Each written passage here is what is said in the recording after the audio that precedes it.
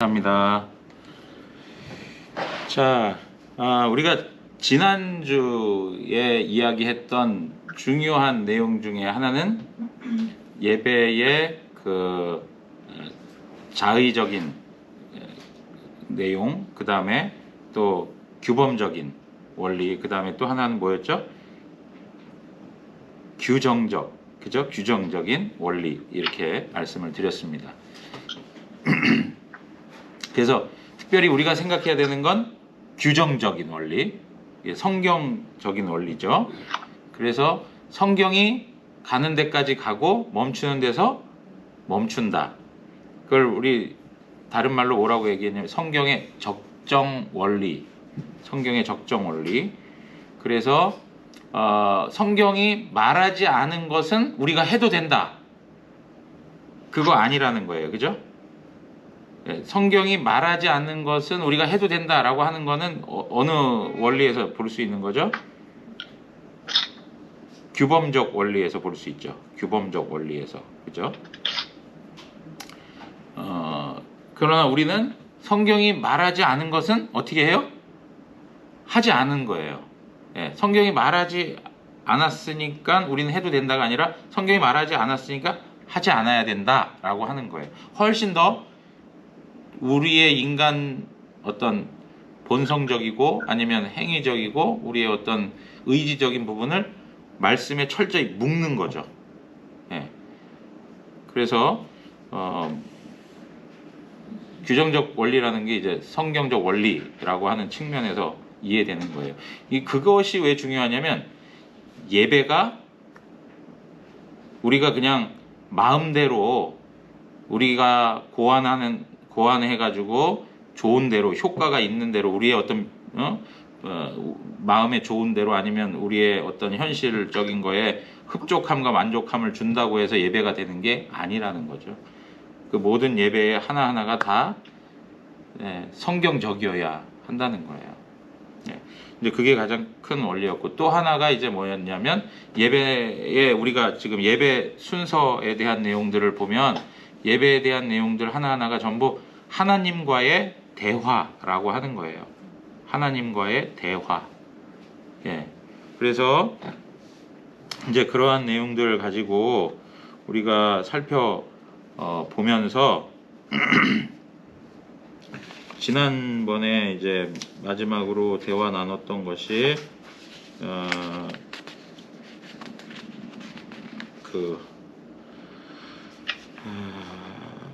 뭘까요? 저기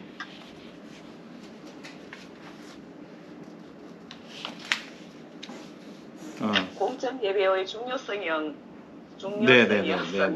네네. 공적 예배의 중요성? 네네. 그런 내용들 우리가 가지고 설명을 좀 나눴습니다. 그래서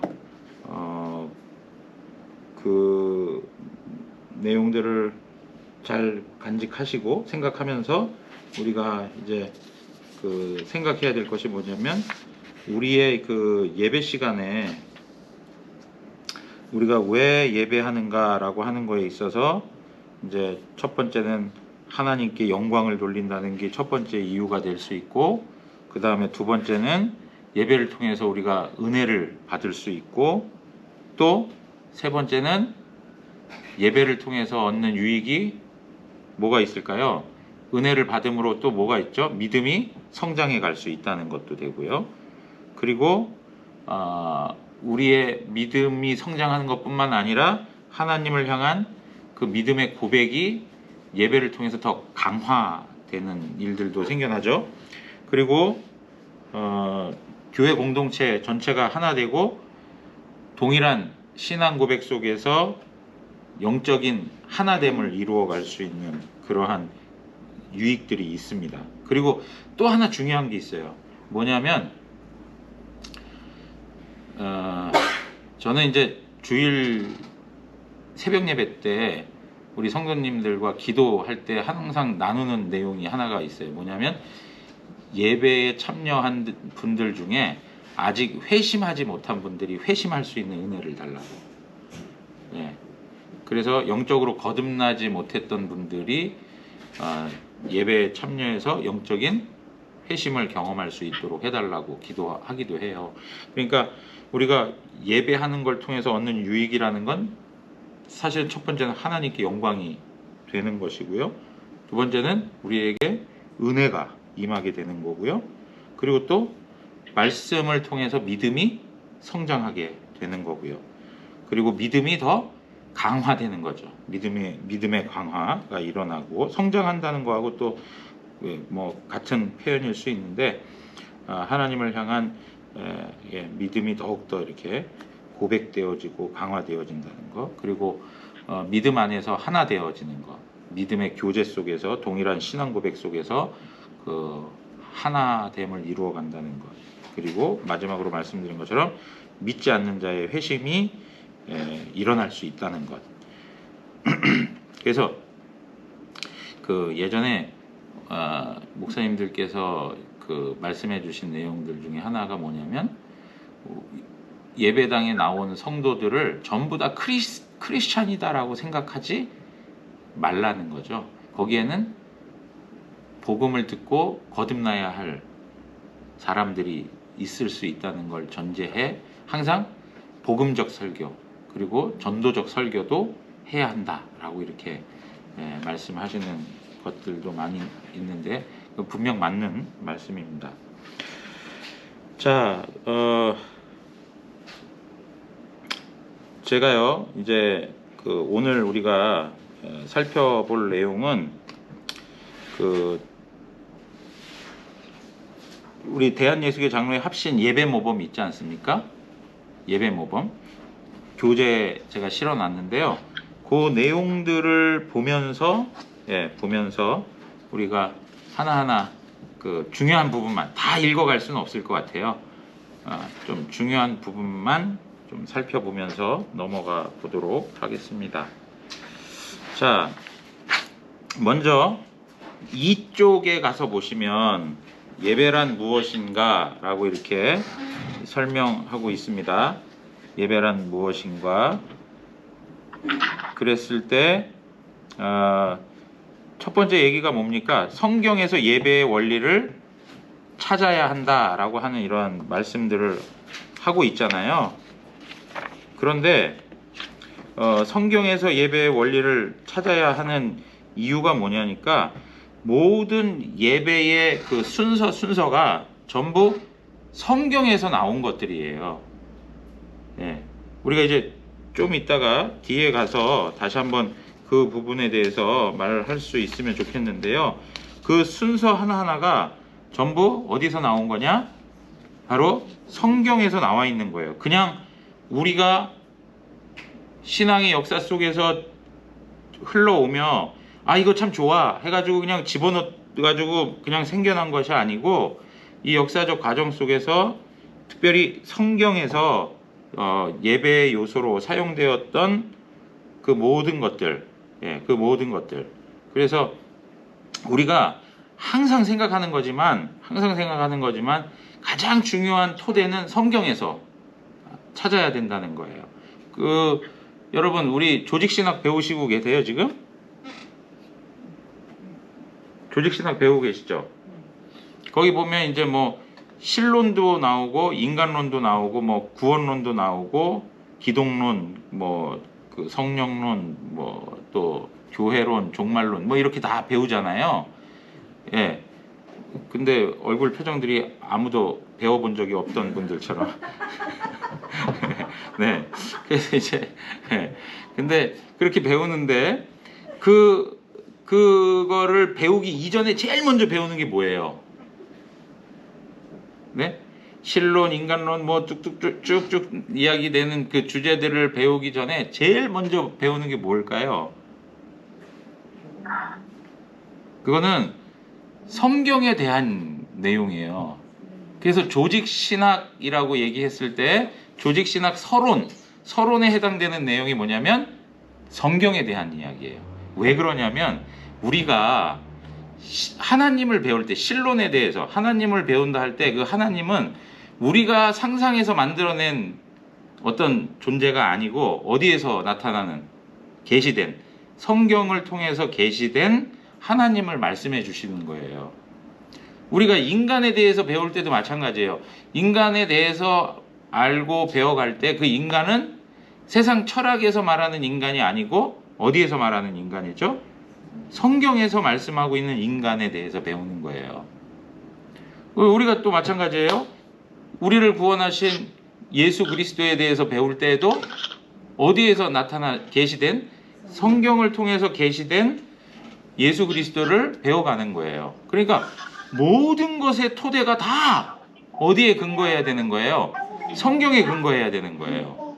그러니까 예배도 마찬가지예요. 예배도. 예? 예배도. 자, 우리 저기 저 남궁 시제 잠깐만요.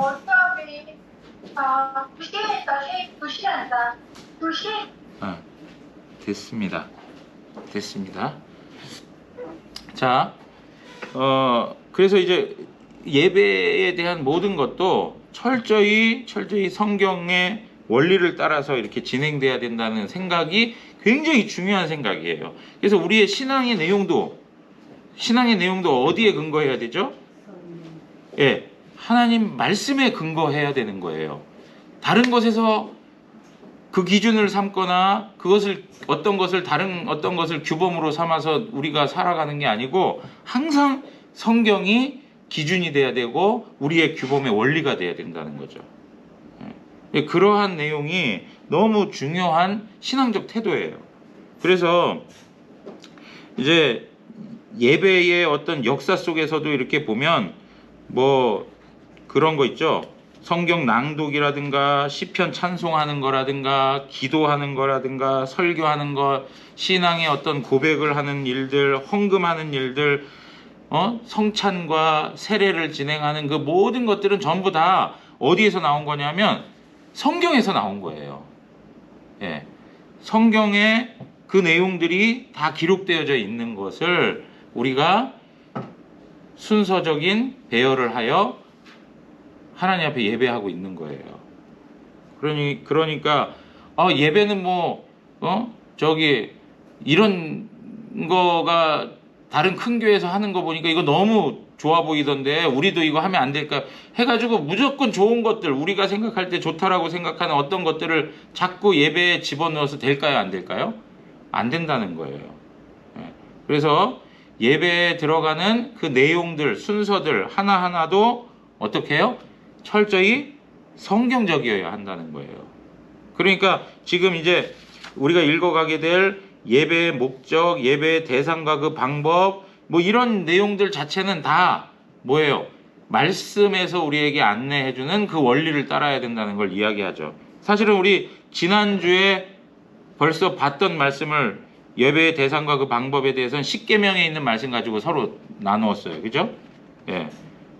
다 기억하시죠? 십계명에 대해서 말씀드린 거. 예. 그런 그 확신 있는 표정을 지어 주셔야 네, 저도 실족하지가 않아요. 네. 근데 자꾸 갸우뚱 하시면 네, 저도 실족할 수가 있어요. 네. 자, 그래서 그 내용들을 그냥 쭉 읽어보시면 되겠고요. 자, 주일 공동 예배에 대해서 이제 이야기를 하고 있어요. 주일 공동 예배에 대해서 이야기해요.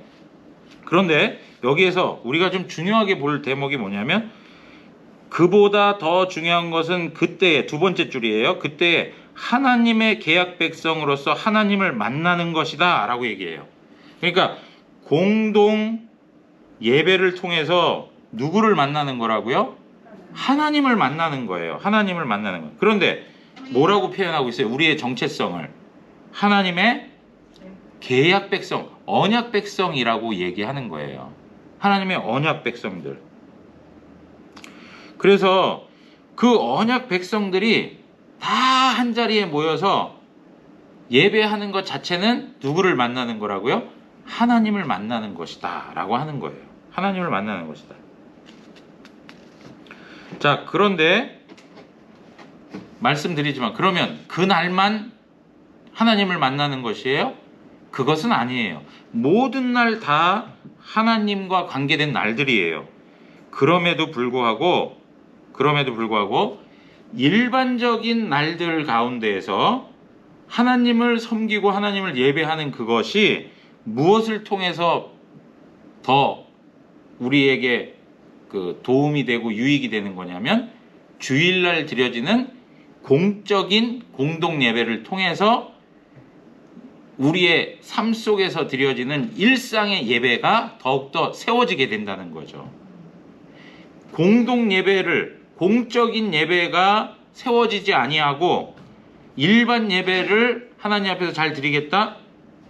사실은 어려운 문제죠. 예. 무슨 말씀인지 되시겠죠? 그러니까 어떤 분들은 계속 말씀드리지만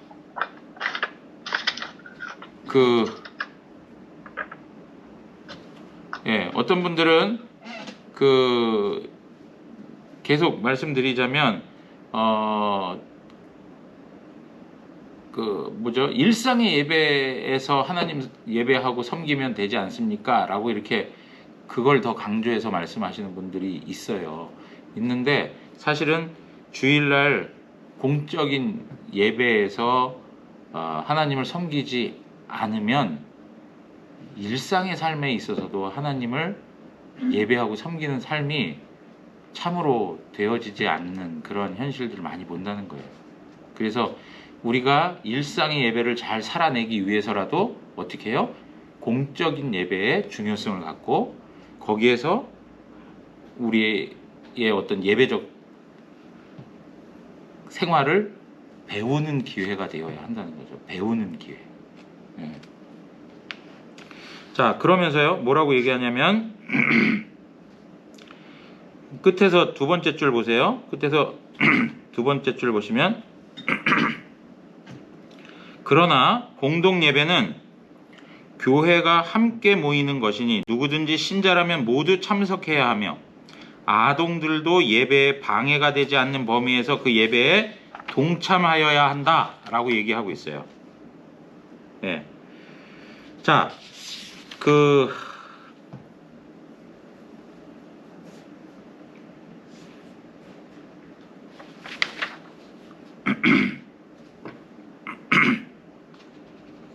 저기 4쪽으로 가서 한번 보세요. 4쪽에 7번.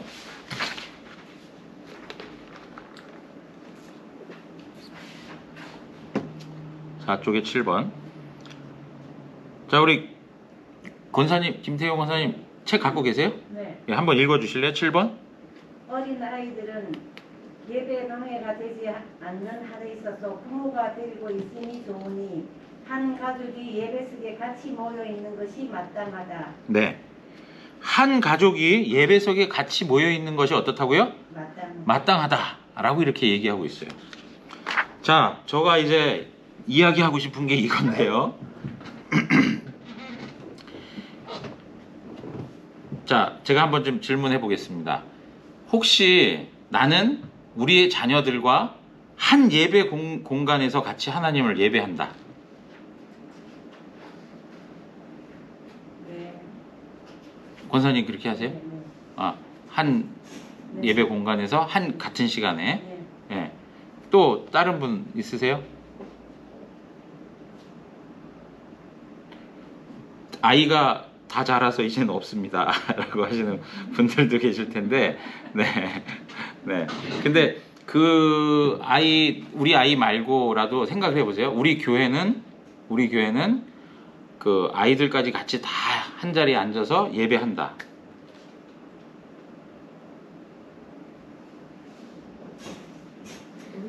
네. 사실은 한국교회가 박인숙 집사님 손 들어주셨는데, 네. 네.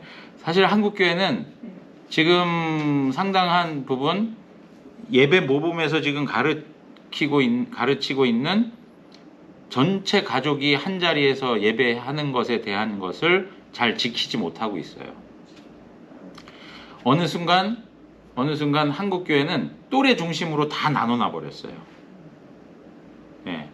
그래서 주일학교 예배, 학생부 예배, 그 다음에 또 어디요? 뭐 청년부 예배, 막 이런 것들이 다 있는 거예요.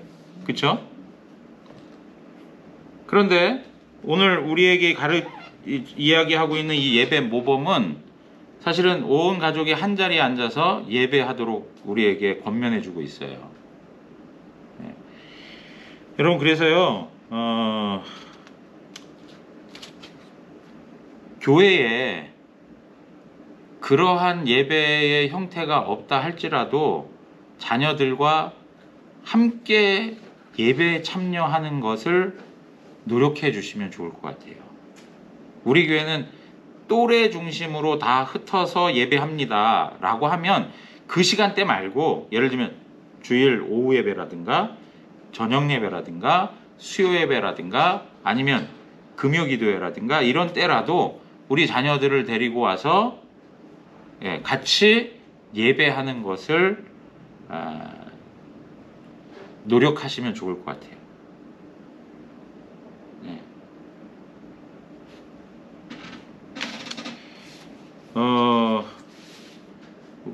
저희 교회는 그 어린이들과 함께 예배를 하거든요.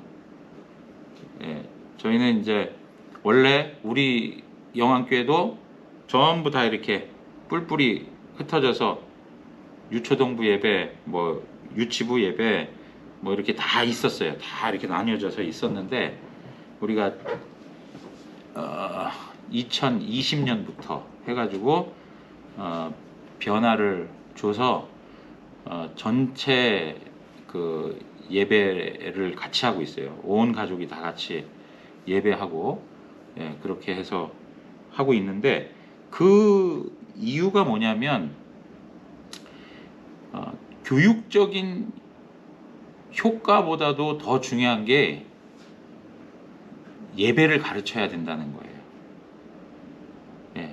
그러니까 교육도 굉장히 중요한 가치지만 더 중요한 가치가 뭐냐면 예배에 대한 가치를 이제 저희 교회는 더 둔 거예요. 그래서 예배는 아이들이 어릴 때부터 부모로부터 혹은 교회의 장년들이 어떻게 예배하는가의 모습을 어릴 때부터 같이 보면서 예배를 배워야 한다라고 하는 생각을 갖게 된 거예요. 그래서 저희 교회는 어린이들, 유치부 어린이들까지 다 같이 예배를 이렇게 드려요. 그런데 뭐 우리 성도님들께서는 여러 가지 이제 생각하는 게 또 다양하게 있으시리라고 생각은 되어지는데요. 이제 그러한 모습들이 사실은 초창기 초대교회부터 해가지고 계속적으로 내려왔던 모습들이에요. 그리고 우리가 잘 알고 있는 것처럼 청교도들이 가졌던 신앙의 내용도 다 그런 모습들이었어요. 여러분 혹시 그거 기억하세요? 초원의 집 기억하세요? 초원의 집 기억하십니까? 제가 지금 기억하시죠? 초원의 집을 보시면 아빠가 아주 멋있게 생겼잖아요. 저 이름도 잘 모르겠는데 아무튼 그 아빠가 이제 마차를 딱 타고 가족들을 다 싣고 어디로 가요? 예배당에 같이 가서 다 같이 예배 드리고, 그리고 나오는 장면이 그게 청교도들의 어떤 삶의 모습이었어요. 그런데 어느 순간 산업화되어지는 과정을 거치면서 아이들이 부모의 손에서 이제 케어가 되지 못하는 그런 현실들이 생겨나면서 또래 중심적으로 이렇게 묶어서 주일학교가 생겨나기 시작하면서, 어린이 주일학교가 생겨나면서부터 예배가 분리가 되는 일들이 생겨난 거예요. 원래는요, 여러분, 제가 다닐 때만 해도 학생부 예배가 따로 없었어요. 학생부 예배가 따로 없고 학생부 모임이 토요일 날이라든가 이런 때 있었어요. 그러지 않으셨습니까? 토요일이라든가 이런 때 학생부 모임이 있고 주일날은 장년들하고 같이 예배드리고 학생부 예배가 따로 있지 않았어요. 근데 어느 순간 한국교회가 인원이 점점 이렇게 많이 성장하고 많이 자라가면서 그런 것들을 이제 그 편리한 대로 다 나눠놓기 시작해버렸어요. 그러다 보니까 어떻게 됐냐면 다음 세대에게 예배를 전수해주지 못하는 일이 생겨난 거예요. 왜? 아이들 자체가 전부 다 보고 자라는 게 자기 동료들, 자기 친구들이 예배하는 모습, 모습만 봤고 선생님들은 그냥 옆에서 케어하는 모습만 봤기 때문에, 그리고 대부분의 주일학교에서 드리는 예배가 전부 어떻습니까? 우리의 예배 요소들을 다 가지고 있지 않고 상당히 축소하고 있는 방식이기 때문에 제대로 된 예배를 배울 수가 없었다는 거예요. 예. 그래서 이제 그 어릴 때부터 이 전체가 함께 드리는 장년들과 함께 하는 그 모든 예배가 나의 예배이다. 내가 하나님 앞에 예배할 때 그 참여해야 할 시간이고 장소이고 그 환경이다라고 하는 거를 어릴 때부터 우리가 아이들에게 가르쳐야 한다. 이제 해서 저희 영암교회는 이제 그렇게 전환해서 하고 있어요.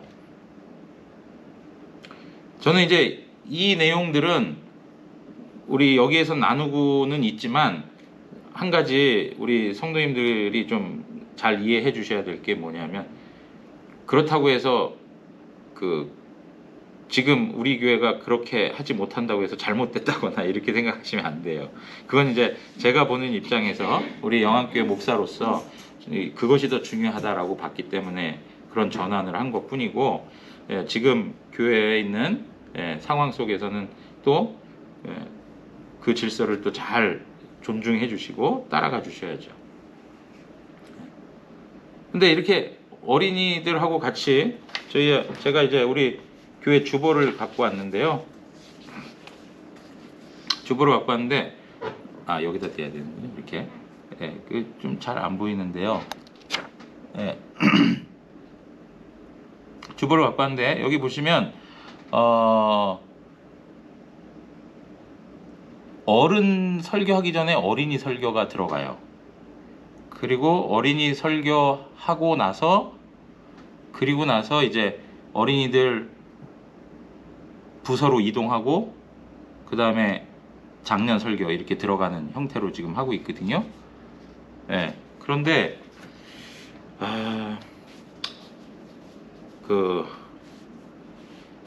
이렇게 진행하다 보니까 저한테 이제 해주시는 말씀들이 있어요. 어떤 말씀이냐면, 초신자들이라든가 아니면 설교가 조금은 이렇게 이해하기에 좀 어려웠던 분들이 어린이 설교가 똑같은 주제로 똑같은 본문으로 10분 동안 어린이 설교를 하거든요. 그러니까 그 어린이 수준으로 맞춰서 설명을 하니까 그거를 되게 좋아라 하시는 거예요. 그걸 듣고 그러고 나서 장년 설교를 또 들으니까 뭐랄까 이렇게 반복적인 효과가 있다 이렇게 얘기하시는 분들도 있어요. 그래서 이제 장년들한테도 좀 유익하기도 하고, 그리고 더 중요한 건 왜 이것이 중요하냐면, 자, 우리 이말순 집사님 자녀들이 있으신가요? 네. 몇 학년입니까? 대학생들입니다. 대학생들. 그러면 예전에 중고등학교 때 생각을 하면, 중고등학교 때나 아니면 초등학교 때나 부서에서 예배를 드리면 사실은 그 아이들이 어떤 말씀을 들었는지 아신 적 있으세요?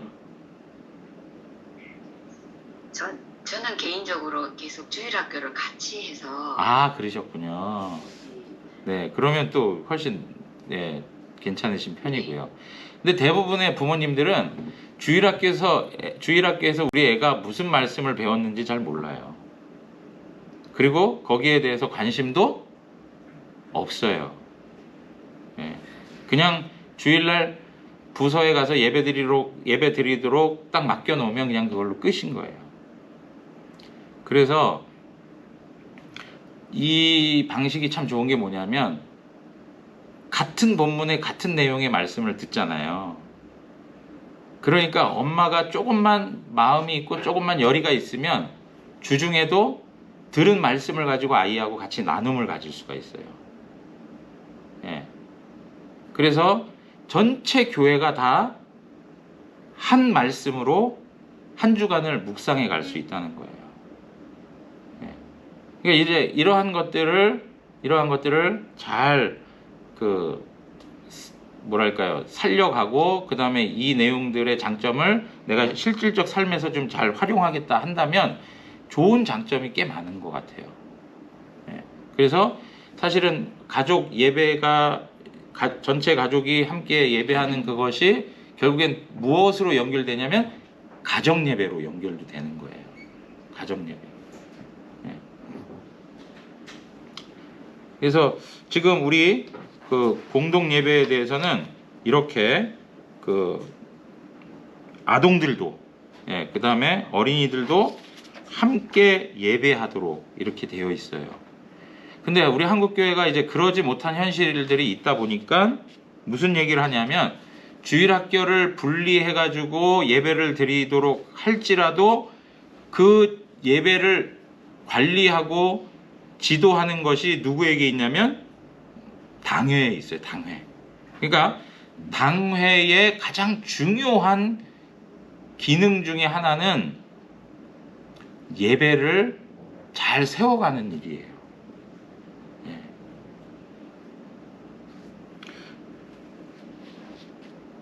그래서 이런 그 부분에서 어린이들, 저기 송경화 집사님이 보니까 우리 자녀가 좀 어린 것 같아요. 맞습니까?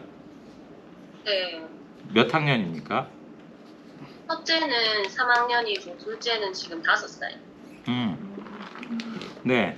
그러면 그 우리 자녀들하고 같이 예배 참여해가지고 하나님 말씀 같이 듣고 예배하는 적이 많이 있습니까? 그러니까 유치부 때는 제가 같이 했고요.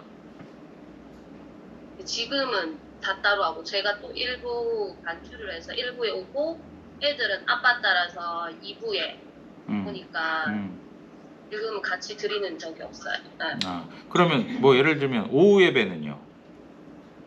지금 저녁 예배가 있는데 이제 6월 이번 달부터 오후 예배를 해서 그때는 이제 같이 이제 지금 목사님 말씀 듣고 같이 해봐야 되겠다는 생각은 하고 있어요. 네.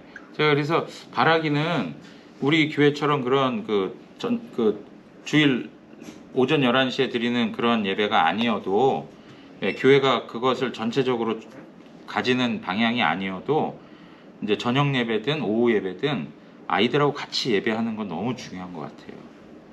예.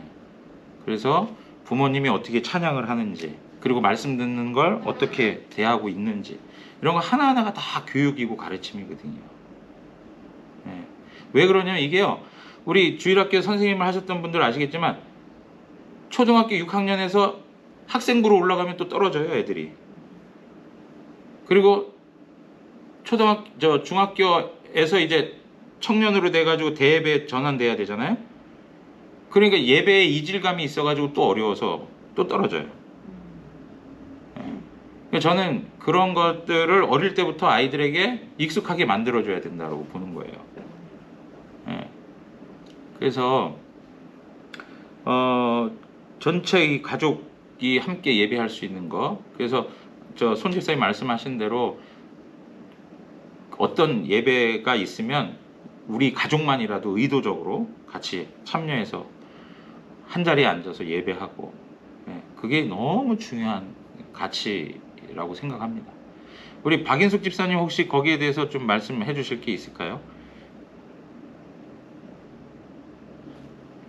네, 목사님. 저도 지금은 같이 이제 드리지는 않는데요. 그 주중에 그 말씀 들은 거 가지고 나눔 한 번씩 할 때, 그럴 때는 이제 그 한 믿음 안에서 저희가 하나가 되는 그런 것들은 좀 느끼고, 또 같은 예배에 그 말씀을 들었을 때 그런 것들은 이제 나의 모습이 애들 앞에 보여지고 저도 이제 아이들의 모습을 이렇게 볼 수 있으니까 이제 이 아이가 말씀을 사모하면서 듣는지 안 듣는지 그런 거 좀 많이 느낄 수 있고요. 그래서 이렇게 함께 드리면 참 더할 나위 없이 감사할 것 같습니다. 네. 우리 박 집사님도 이제 자녀들이 다 장성해가지고 예, 그런 건데, 실질적으로 이제 그 할머니들 되시잖아요. 예? 우리 이순열 집사님 다 할머니 맞으시죠? 네, 네, 지난번에 손주 데리고 예식장 오신 거 뵌 적 있어요. 네, 근데 그 할머니들하고 같이 만나서 예배할 기회가 있으면 같이 가서 한 자리에서 예배의 모습을 보여주고 할머니가 어떻게 기도하는지 찬양하는지 예배하는 모습들 하나하나가 다 교육입니다. 네. 그래서 기회 닿는 대로 아이들 데리고 가셔서 예배의 자리를 만들어 가는 게 정말 유익할 것 같아요. 꼭 좀 하시면 좋을 것 같아요. 꼭. 새벽 예배도 마찬가지예요. 새벽 예배도 애들 데리고 새벽 예배 나와 보세요. 그러면 애들이 나중에 새벽 예배를 당장은 안 하더라도 새벽 예배 해야 되는구나 라는 생각 갖고 살아가요.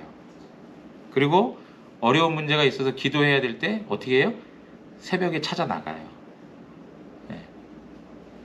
되게 아주 그 중요한 거죠.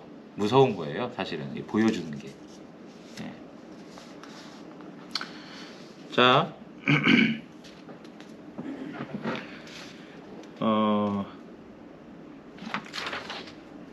그리고 나서 1장으로 다시 2장으로 가서 보시면은요. 1장의 주의를 거룩히 지킬 것에 대해서 얘기해요. 아까 공적 예배 다 모여야 된다 이렇게 얘기를 했는데요. 주일을 거룩히 지켜야 된다라고 하면서 주일 성수에 대한 이야기를 하고 있어요. 주일 성수. 여러분 오늘날 주일 성수의 개념이 어떻습니까? 김태경 선생님 옛날에 신앙생활 했을 때하고 지금 우리가 느끼는 주일 성수하고 어떻습니까?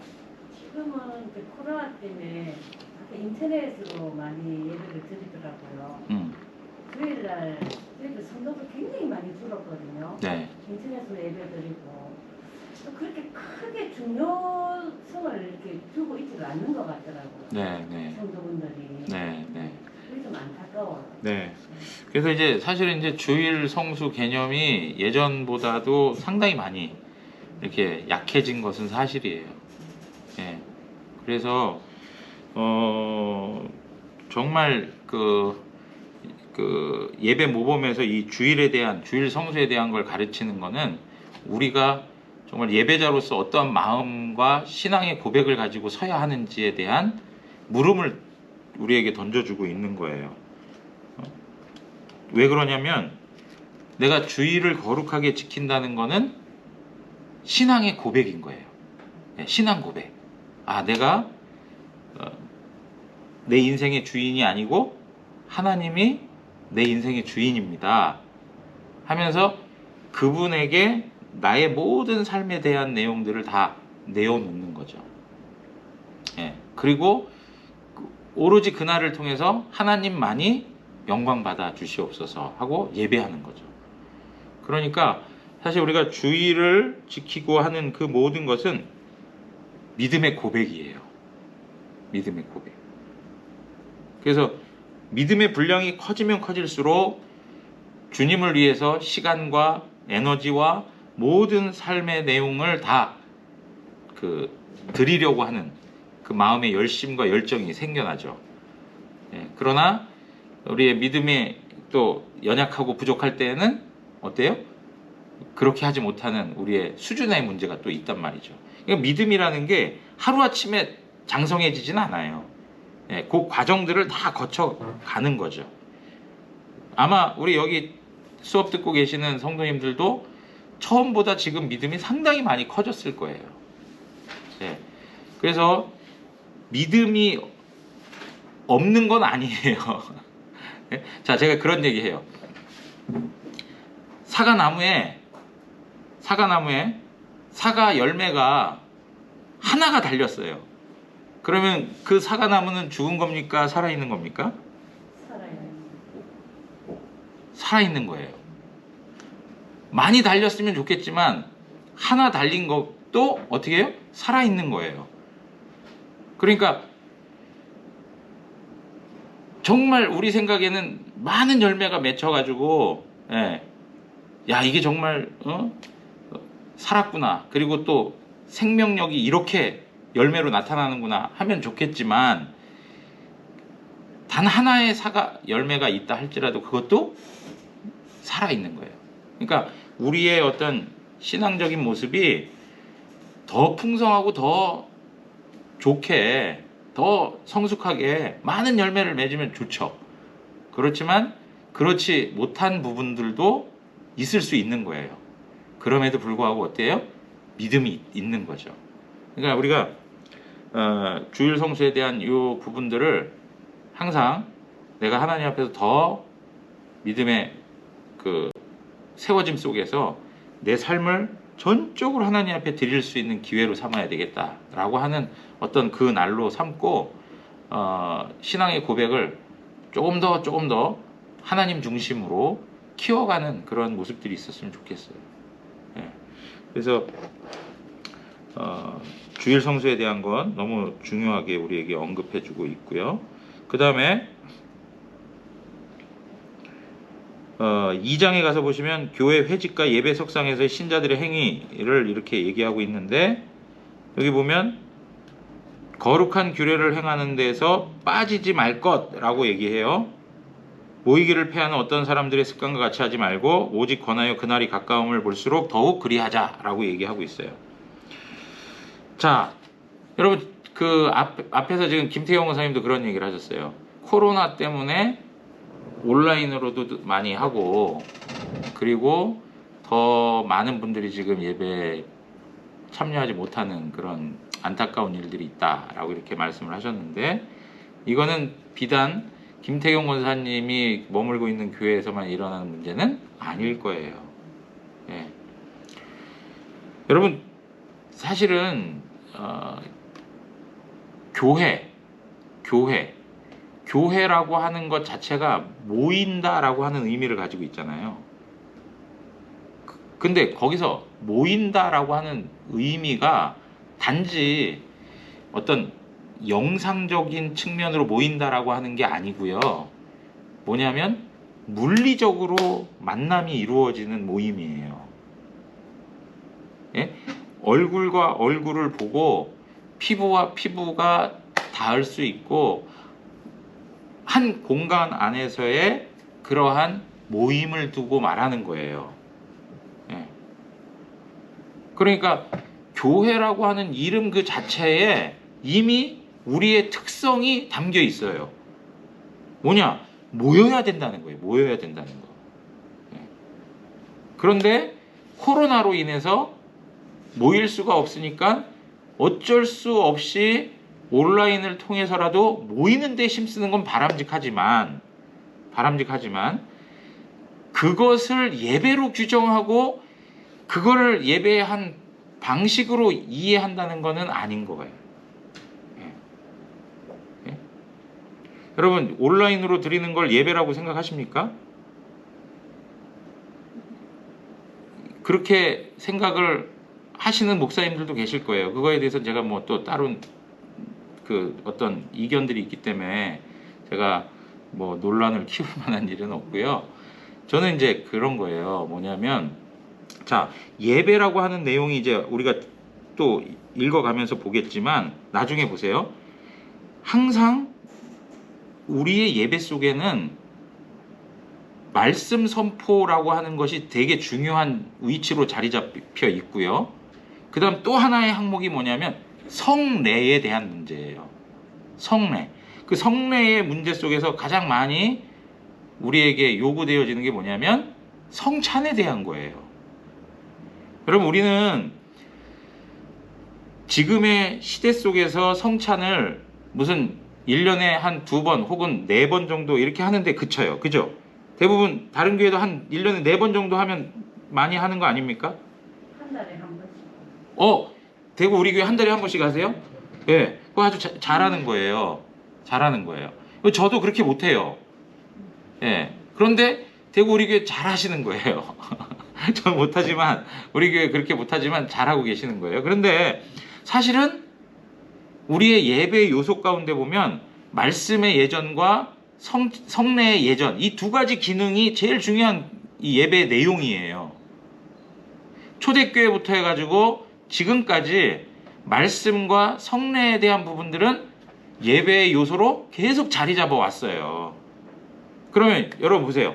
성찬을 하는데 화상으로 할 수 있습니까? 예?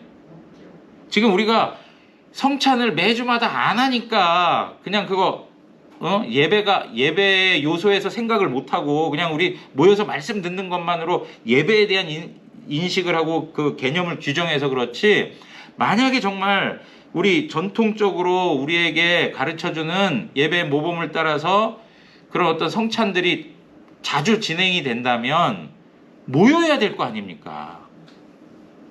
예? 그렇잖아요. 예. 그리고 이제 더 중요한 거는 뭐냐면 우리의 마음이, 저는 이제 그 마음을 놓고 보자는 거예요. 마음을 놓고. 다른 데는 다 가면서, 예?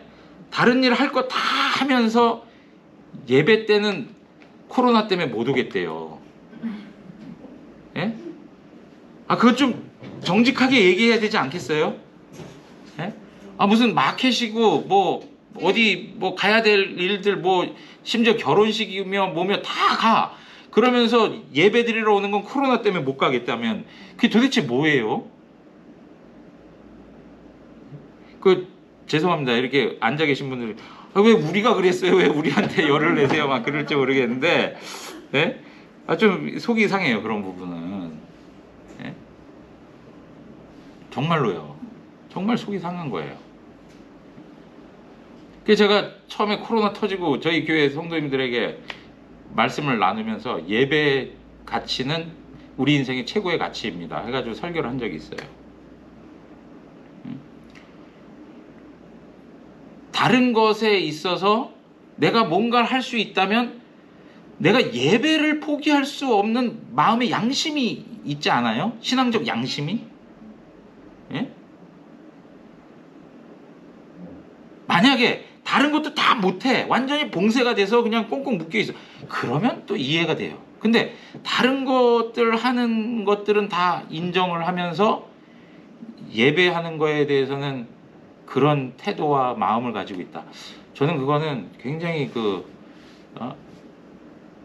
뭐랄까요, 그게 어떤 그 사회를 배려하기 위한 마음도 아니고, 예, 제가 볼 때는 하나님 앞에서 우리의 어떤 신앙적 태도요, 하나님 앞에서 가지고 있는 우리의 마음의 표현인 것 같아요.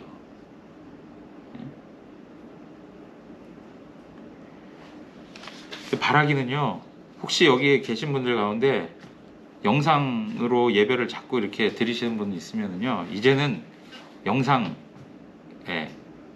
정리하시고 예배당에 나가셔서 예배하시면 좋을 것 같아요. 예, 정말로요.